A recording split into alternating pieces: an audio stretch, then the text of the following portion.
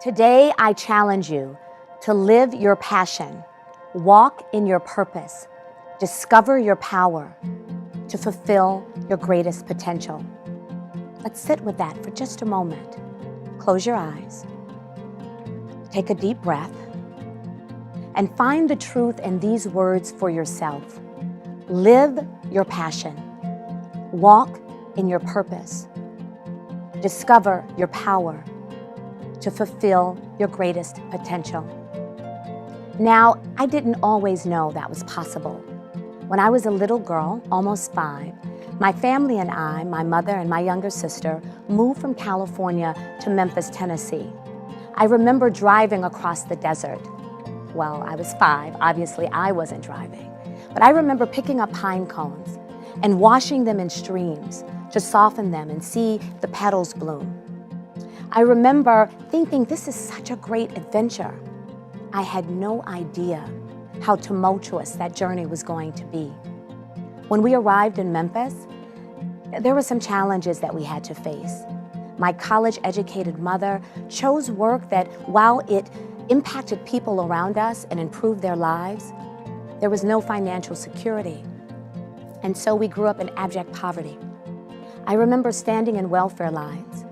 I remember eating government-subsidized food and powdered milk that never quite dissolved, no matter how much you stirred it in warm water. My white Jewish mother had chosen a community that wasn't so receptive to the uniqueness of our family. Our next-door neighbor, Mr. Jack, was furious when we moved into the 4-room duplex right next door to his house. He would sit on that porch, scowling, tiny beads of sweat dripping down his bald head, and he'd point a double-barreled shotgun directly at us. I was 6, my sister was 4. He yelled racial epithets as we walked to and from school. Here we are, sitting in our yard, in front of that porch. Now you may be thinking, that memory would be seared in my mind forever. It would never go away. And you're right. It's a horrific image, but what I remember most is what my mother said about Mr. Jack. She said, girls, Mr. Jack is sitting on that porch and he's mired in racism and hatred and bigotry, and that is his problem. And until he decides to fundamentally change, to create change in his own life, to find compassion, love, understanding, it's gonna always be his problem. Now remember, I was 6. And that was way beyond my pay grade of understanding. And I was thinking, yeah, Mom, but if he pulls the trigger, it's our problem. Things didn't improve much after that. But when I was 12, I had an epiphany. I understood exactly what she meant. It didn't matter. Had Mr. Jack pulled that trigger, he would have still had the same problem, mired in the same hatred. If the world was devoid of 2 little girls, Mr. Jack would have still had that problem, mired in that hatred. And there's the lesson. Each and every one of us, we are responsible for our own journeys. And every day, in each moment, we get to create that change in the world, right?